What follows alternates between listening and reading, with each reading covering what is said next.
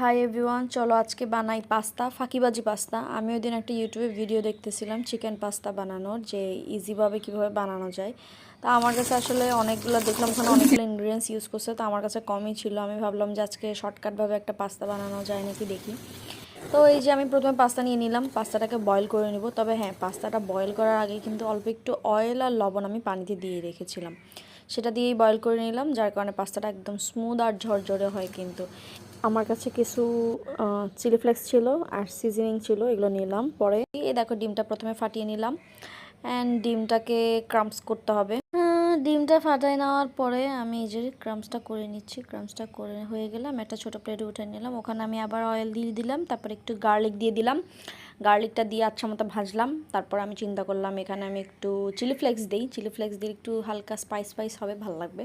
তারপর chilli ফ্লেক্সটা add করার পর আমি চিকেন দিয়ে দিলাম। এই দেখো, চিকেন অ্যাড করছি। চিকেন অ্যাড করার পরে এটা কিন্তু আমি ম্যারিনেট করে রাখছিলাম আগে থেকে। এখানে আমি কী দিচ্ছিলাম, এখানে আমি দিচ্ছিলাম টমেটো সস, চিলি সস আর হচ্ছে সয়া সস। হ্যাঁ, এই সয়া সসে আসলে চিকেন ম্যারিনেট করে রাখলে না ফ্লেভারটা অনেক ভালো আসে। তো আমি ফার্স্টে এটা ম্যারিনেট করে রাখছিলাম, তারপরে ম্যারিনেশনটা এখানে একসাথে দিয়ে দিছি। আর দেখো, এখানে আমি কিছু জিনিস ইউজ করছি, যেমন তোমার হালকা মশলা, লবণ, এগুলো অ্যাড করে দিছি। এরপর চিংড়ি মাছটাও দিয়ে দিছি। এই যে মোটামুটি ওগুলো ভাজা কিছুক্ষণ ভেজে নিলাম। ভেজে নেওয়ার পরে এই যে আমি পাস্তাটা অ্যাড করে দিচ্ছি। পাস্তাটাকে এবার এই যে গ্রেভি গ্রেভি একটা সস টাইপের হয়েছে না, এটার মধ্যে পাস্তাটা দিয়ে ভালো করে নাড়া দিতে হবে।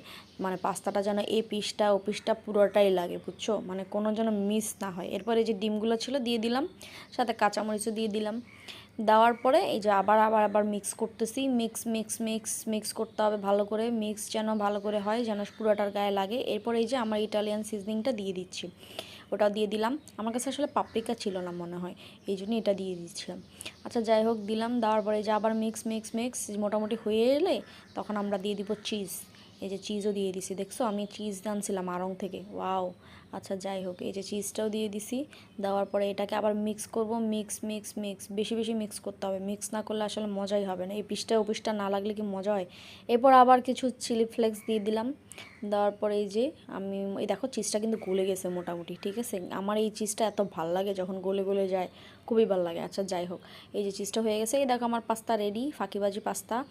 এটা কিন্তু অনেক মজা হয়েছিল, তোমরা কিন্তু বাসায় বানায় ট্রাই করে দেখতে পারো। বাট চিংড়িটা বেশি মজা লাগতেছিল, আমি জানি না কেন, চিংড়িটা আমার কাছে খুব ভালো লাগছে। এরপর আমি একটু চিলি সস দিয়ে দিলাম, দিয়ে খেলাম। তা আসলে এত যে মজা লাগতেছিল তোমরা বিশ্বাস করতে পারবো না। তোমরা একদিন বাসায় বানায় দেখিও, অনেক মজা। থ্যাংক ইউ সো মাচ এতক্ষণ দেখার জন্য।